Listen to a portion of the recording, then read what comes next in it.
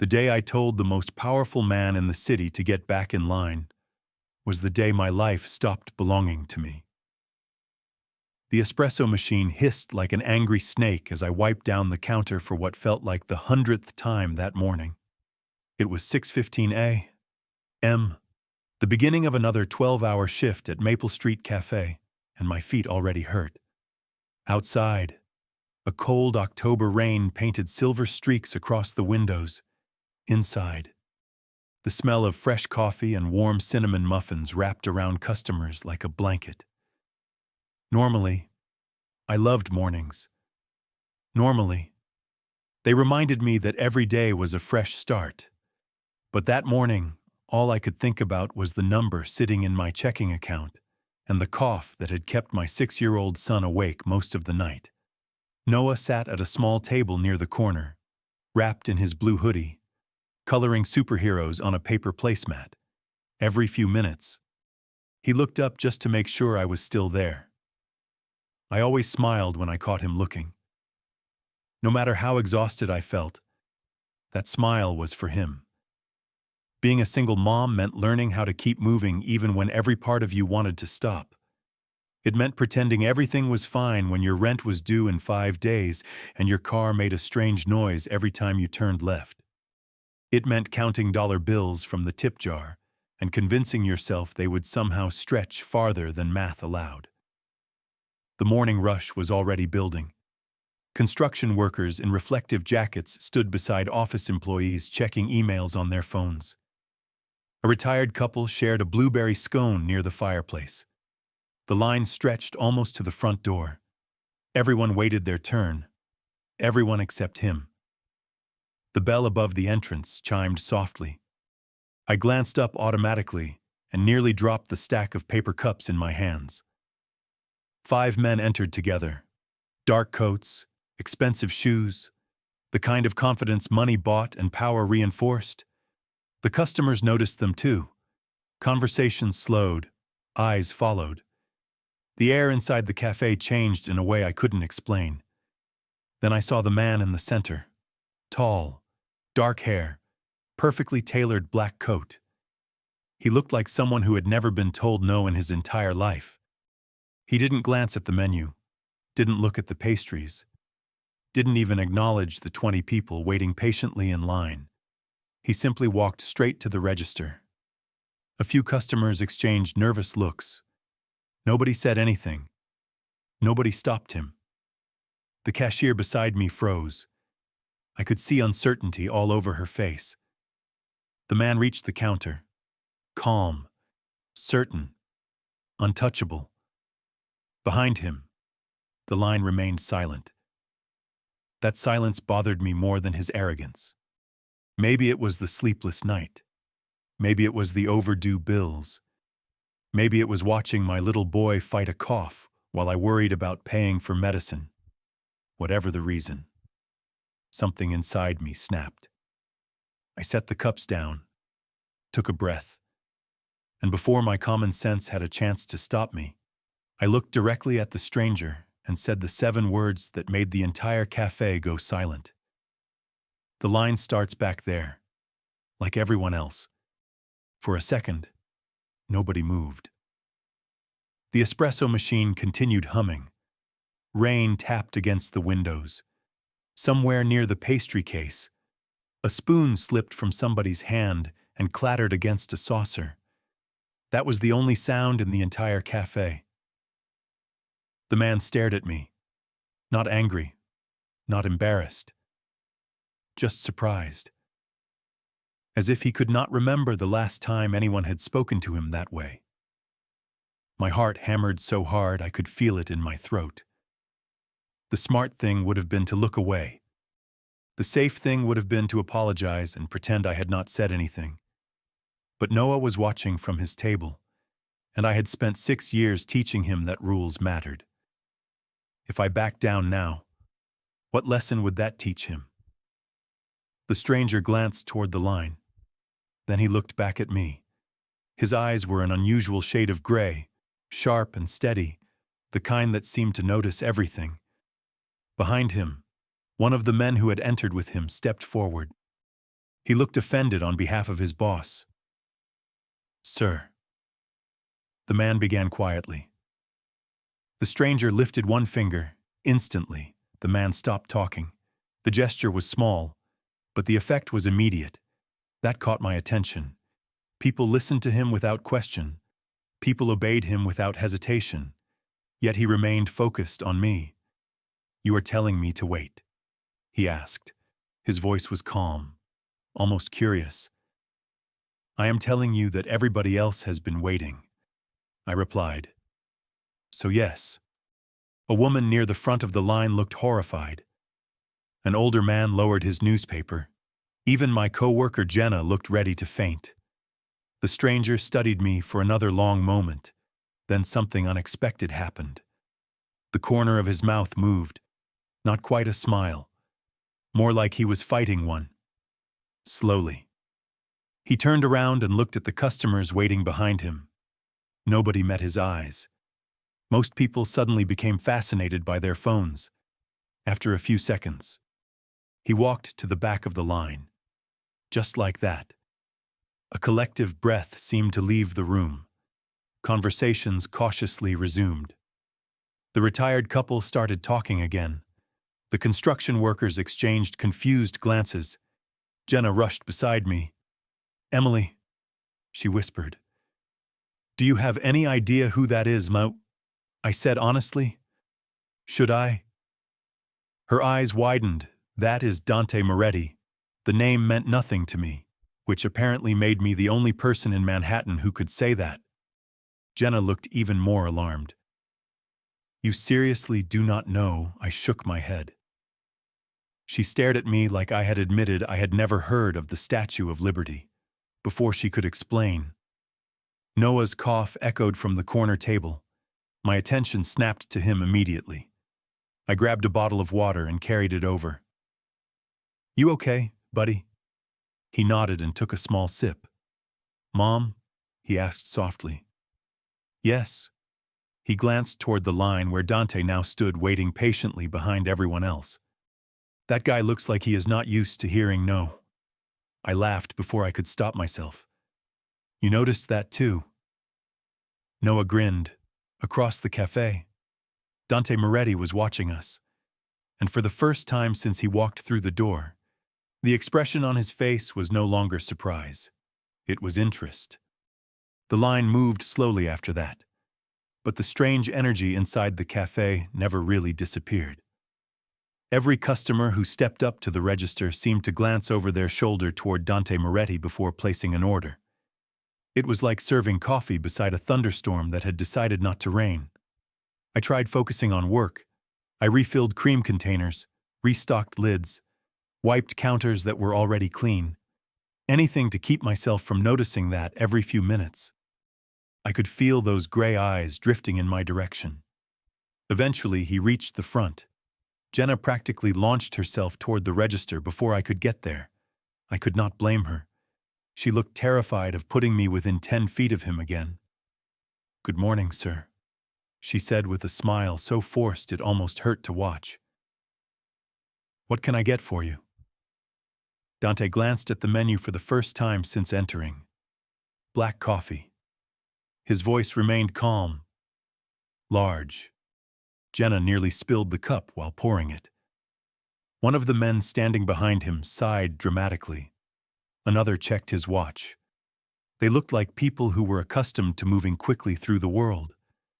People who never had to wait. Jenna handed him the coffee with both hands. "That will be $4.20. One of the men immediately reached for his wallet. Dante stopped him with a glance. Then he reached into his coat pocket, pulled out a $20 bill, and placed it on the counter. "Keep the change." Jenna looked ready to frame the money. "Thank you, sir." Dante picked up the cup but did not leave. Instead, he turned slightly and looked directly at me. "You have an interesting employee. My manager, Rick, appeared from nowhere so fast it was almost impressive. She is one of our hardest workers," he said quickly. "Excellent employee. Wonderful attitude." I nearly laughed. 5 minutes ago, he would have complained about me taking too long on inventory. Dante studied him for a moment. I was talking about her honesty. Rick blinked. Of course. The conversation ended there, but the damage was done. Everyone had heard it, including me. Honest, not brave, not rude, not difficult. Honest. Somehow that bothered me more than if he had been angry, because honest was exactly what I had been. The morning rush continued. Customers came and went. Noah returned to coloring superheroes. Rain continued tapping softly against the windows. Nearly 40 minutes passed before I thought the moment was finally over. Then the front door opened again. A woman in an expensive coat hurried inside carrying a designer handbag. She looked stressed and distracted. She ordered coffee, checked her phone twice, then rushed back outside before her drink was even finished. 10 minutes later. Noah stood from his chair holding something in his hands. "Mom," he called. "Somebody left this." My stomach dropped. It was a wallet. A very expensive wallet. Thick black leather. Noah handed it to me. I opened it just enough to identify the owner. Then my heart nearly stopped. The driver's license inside belonged to Dante Moretti. For a moment, I simply stared at the license. The photograph matched perfectly. The same gray eyes, the same controlled expression, the same man who had stood in line without arguing after I challenged him in front of an entire cafe. Noah looked up at me expectantly. "Is it important?" he asked. "Very," I said. I snapped the wallet shut and glanced toward the window. The rain outside had become heavier, turning the sidewalks into ribbons of silver. Whoever lost this would probably come looking for it. Rick suddenly appeared beside me. "What is going on?" he asked. I showed him the license. The color drained from his face. "Oh no." What I asked. "What do you mean?" "Oh no." He lowered his voice immediately. "That belongs to Dante Moretti. I know that part. Emilia, do not lose that wallet. I was not planning to." He rubbed both hands over his face. "Do you understand how much trouble this could cause for who I asked? For everyone." That answer only confused me more. Before I could question him further, the front door opened. Cold air swept through the cafe. Every employee looked up at the exact same moment. 2 men in dark coats stepped inside. I recognized them instantly. They had been standing behind Dante earlier. Both scanned the room carefully before their eyes landed on me. One of them approached. "Excuse me," he said politely. A personal item was misplaced. I held up the wallet. Looking for this, relief flashed across his face. Genuine relief. "Yes." He reached for it, then stopped. "May I handed it over." He inspected it briefly before nodding. "Thank you." The second man glanced toward Noah and smiled. "Honest kid." Noah sat up a little straighter.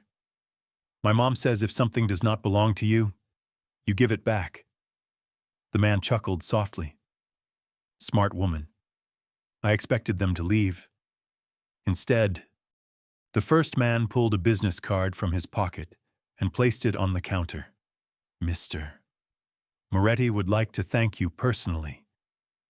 I stared at the card. That is not necessary. It is important to him. For returning a wallet, the 2 men exchanged a look. For honesty, the first man said. The exact same word Dante had used earlier. Honest. Somehow that word kept following me around. I slid the card back toward him. "Tell him he is welcome." "You do not want the card, no." The man looked genuinely surprised. Most people probably accepted whatever Dante Moretti offered. I was not most people. He tucked the card away. "Very well." Then both men left. The bell above the door chimed softly behind them. The entire cafe remained silent for several seconds. Finally, Jenna rushed over. "Emily, are you crazy? Possibly. Do you know how many people would kill for direct access to someone like that? I only know I have a shift to finish and a sick kid to get home." Noah grinned. "And groceries, and groceries." I agreed, but as I turned back toward the register, something outside caught my attention. Across the street, beneath the gray curtain of rain, a black luxury sedan remained parked at the curb and behind the tinted rear window. I had the unmistakable feeling that Dante Moretti was still watching. The rest of the morning passed in a strange blur. Every time I looked toward the window, the black sedan was still there. Sometimes I convinced myself I was imagining it. Other times I caught a glimpse of movement behind the tinted glass and knew I was not.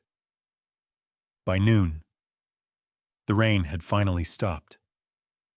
Sunlight pushed through the clouds, turning puddles into mirrors across Maple Street. Noah seemed to be feeling better. His cough had eased, and he was busy building an entire city out of sugar packets at his table. Watching him smile made the weight on my shoulders feel lighter. For a few minutes, life felt normal again. Then Rick called me into his office. The moment I stepped inside, I knew something was wrong. He looked nervous, more nervous than I had ever seen him. Papers were scattered across his desk. His coffee sat untouched. "Close the door. Emily." My stomach tightened immediately. What happened? He rubbed the back of his neck. "Corporate called. Corporate never calls." Exactly. I sat down slowly. What did they want? Rick stared at me for several seconds before answering. "They wanted information about you." Every muscle in my body went still. "What kind of information?" "How long you have worked here. Your schedule, your position, whether you plan to stay." "That is ridiculous." "I know." He exhaled heavily. Then they asked about Noah. My pulse jumped. Why would they ask about my son I do not know? The answer sounded honest. That worried me even more. Rick was many things, but he was not a good liar. Before I could respond, his office phone rang. He glanced at the screen and immediately sat up straighter. "It is them again," he answered. "Hello." I watched his expression change as he listened. Confusion became disbelief. Disbelief became shock. Then complete silence. "Yes, sir," he finally said. "I understand." He hung up without another word. The room felt impossibly quiet. "Rick." He looked at me. "You need to sit down." "I am already sitting." "Right." He swallowed hard. Maple Street Cafe was sold 30 seconds ago. I laughed because it sounded impossible. What, the entire location? To who he did not answer immediately. He did not need to. I already knew. "No. Emily." "No." The paperwork was completed this morning. My mind struggled to process it. The cafe had been here for almost 20 years. Hundreds of customers came through every day. Nobody bought a business in a few hours. Nobody could move that fast. Nobody except someone with unlimited resources. "You are telling me he bought the cafe?" Rick nodded slowly. "And according to the new ownership agreement, the first instruction was that no employee is to be terminated, replaced, or disciplined because of any interaction that happened this morning." The room spun slightly. Suddenly, every strange thing from the last few hours made sense. The questions, the phone calls, the card, the sedan outside. This was never about coffee. This was never about a wallet. Somewhere beyond the office window, Noah laughed at something only a 6-year-old could find funny. And for the first time since Dante Moretti walked into my life, I realized the situation was far bigger than I had imagined. I spent the next hour pretending everything was normal. I took orders, refilled coffee, smiled at customers. Inside, my thoughts were racing so fast I could barely keep up with them. Every time I looked around the cafe, I saw something different. The wooden tables, the chalkboard menu, the old espresso machine that rattled whenever it worked too hard. None of it belonged to the people it had belonged to that morning. Now it belonged to Dante Moretti. The realization made me uncomfortable in a way I could not explain. Noah eventually climbed onto a stool near the counter and watched me work. "Mom," he asked quietly, "is the coffee place really sold?" I forced a smile. "Looks that way. Is that bad children had a way of asking impossible questions? I do not know yet." Around 3 o'clock, the afternoon rush slowed. Sunlight stretched across the floor. The cafe felt unusually calm. Then the front door opened. The room seemed to notice before I did. Conversations softened. Heads turned. I looked up and immediately saw him. Dante walked in alone this time. No group behind him, no obvious security. Just a dark coat, gray eyes, and the same calm confidence that seemed to bend the room around him. He approached the counter. I folded my arms. "Let me guess. Black coffee." The corner of his mouth lifted slightly. "You remembered. Hard not to." He nodded toward an empty table. "May we talk?" "About what?" "The fact that you look like you are deciding whether to throw a coffee cup at me." Noah laughed from behind the counter. I shot him a look. He grinned and returned to coloring. Dante noticed. "Your son has a good sense of humor. My son has no filter." I noticed. Against my better judgment. I stepped away from the register and joined him at a nearby table. I remained standing. He remained seated. For the first time since meeting him, the balance felt almost equal. "Why?" I asked. "Why what? Why buy the cafe?" Several seconds passed. He studied me carefully before answering. "Because actions have consequences. That does not explain anything. Your manager was prepared to punish you for speaking honestly. That was not your problem. I decided it was." I stared at him. "You cannot solve everything by buying it." "No." His voice remained calm. "Only some things." I shook my head. "Do you hear how ridiculous that sounds frequently?" That answer caught me off guard. He was not defensive. He was not offended. If anything, he seemed amused. "You barely know me," I said. "You know I have a son. You know I work here. That is it. I know more than that." My stomach tightened immediately. "Such as I know you stood up for 20 strangers this morning when remaining silent would have been easier." His gaze remained steady. "I know your son returned something valuable without expecting a reward. I know honesty matters to both of you." The words landed harder than I expected. Not because they were dramatic, because they were true. For a moment, neither of us spoke. Then I leaned forward slightly. "You do not get to scare people with power and call it kindness afterward." Something changed in his expression. The amusement disappeared. He looked thoughtful, almost disappointed in himself. "That," he said quietly, "is a fair criticism." And somehow that answer unsettled me far more than any argument could have. For the rest of the afternoon, I could not stop thinking about that response. Most people with power spent their lives defending themselves, explaining themselves, demanding agreement. Dante had done none of those things. He had simply accepted the criticism and moved on. That should not have mattered. But somehow it did. Around 4 o'clock, the cafe settled into its quiet hours. A few customers worked on laptops. Soft music drifted from the speakers overhead. Outside, the last traces of rain disappeared beneath a pale autumn sky. Noah had migrated from coloring books to drawing on a fresh stack of printer paper Jenna had given him. Every few minutes, he would hold up a picture and demand that somebody admire it. Most of the staff happily participated, even Rick. I was carrying clean mugs from the kitchen when Noah suddenly hopped off his stool and walked directly toward Dante's table. My heart nearly stopped. "Noah," I called, "do not bother the customer." "I am not bothering him," he said. "I am showing him something." Dante looked up from the coffee he had barely touched. "I do not mind." Noah proudly placed a sheet of paper on the table. "I made this." Dante picked it up carefully.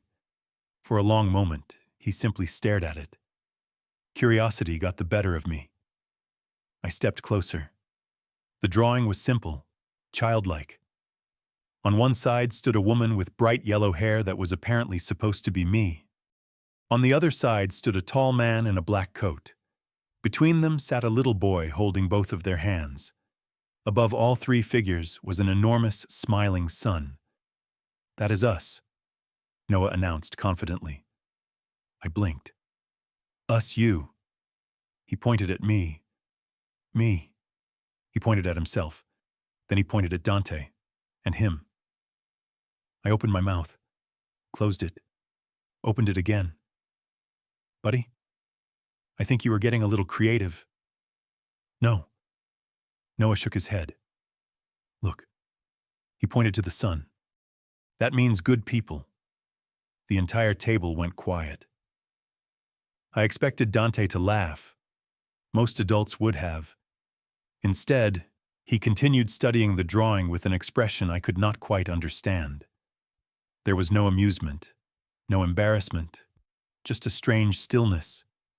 "Why am I in the picture?" he finally asked. Noah shrugged. "Because you looked lonely."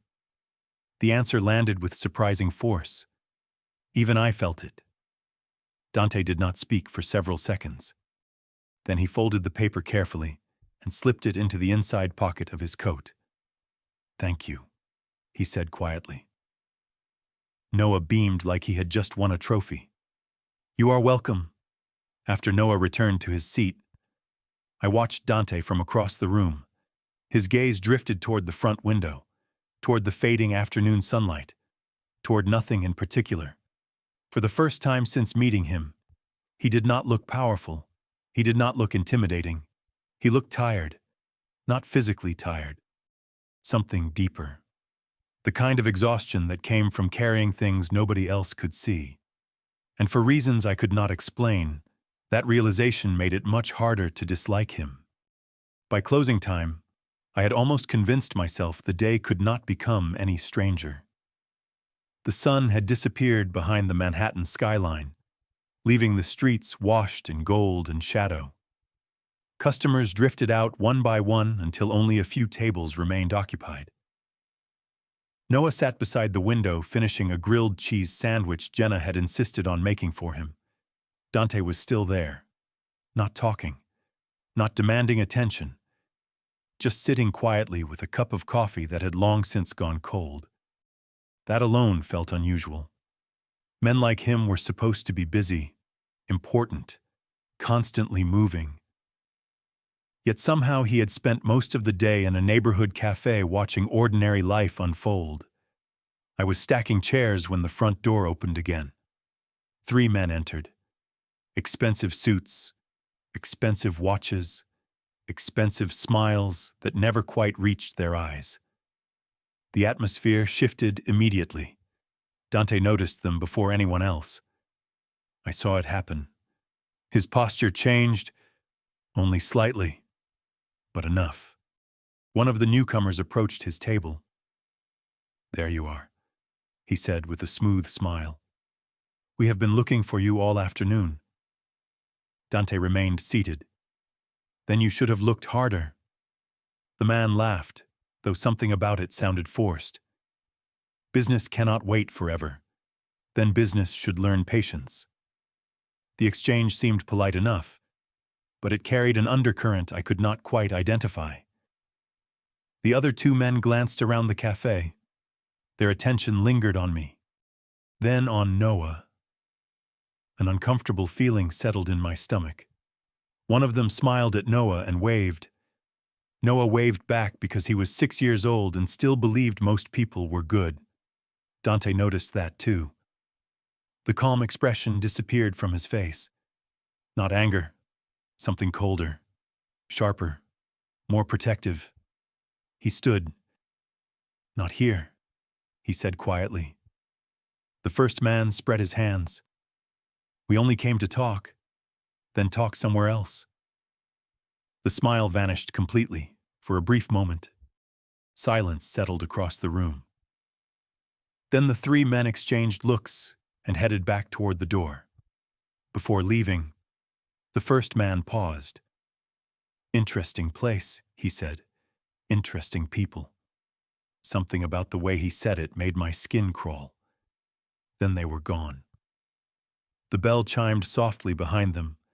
I released a breath I had not realized I was holding.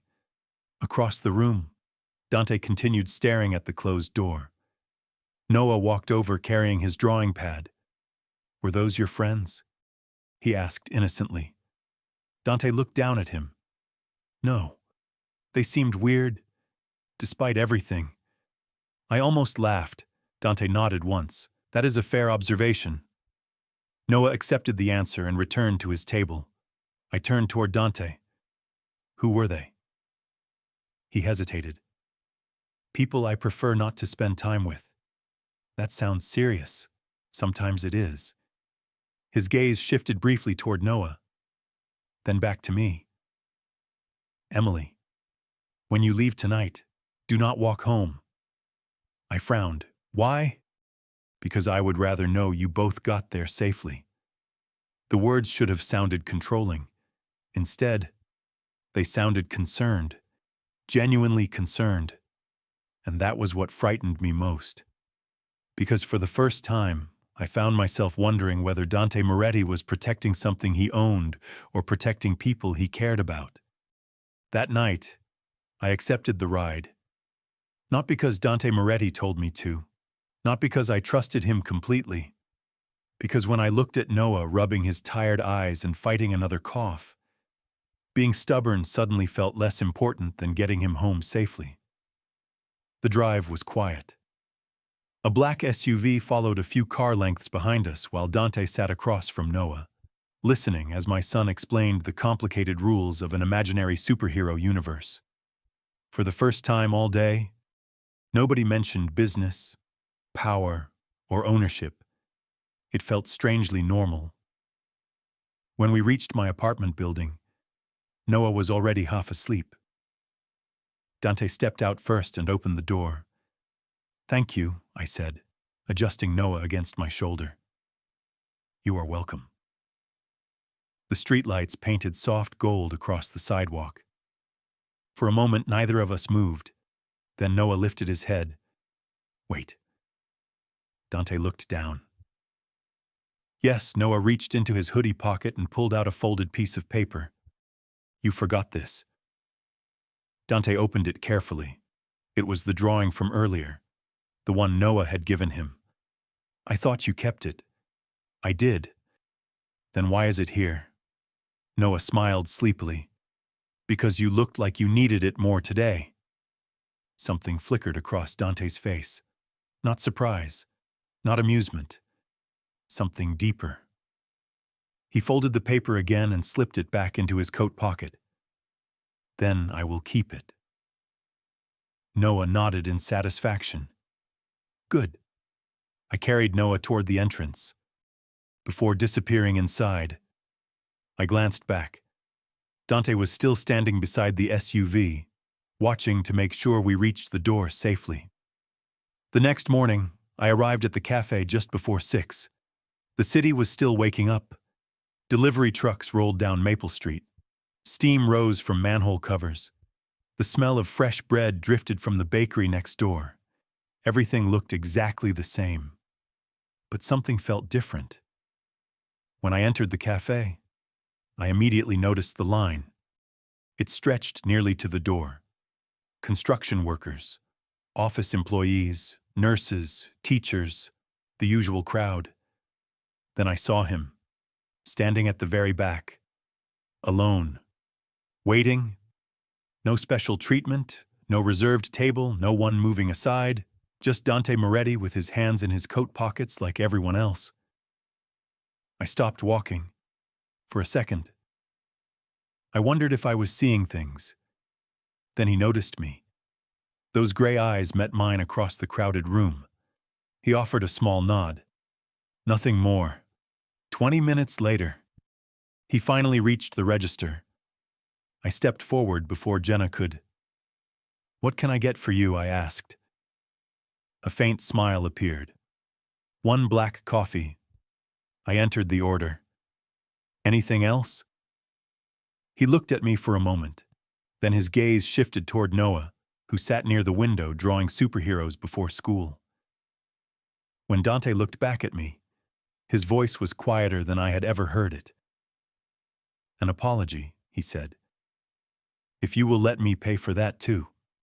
And standing there with morning sunlight pouring through the windows and an entire city rushing past outside, I realized the most powerful thing about Dante Moretti was not that he could buy a cafe.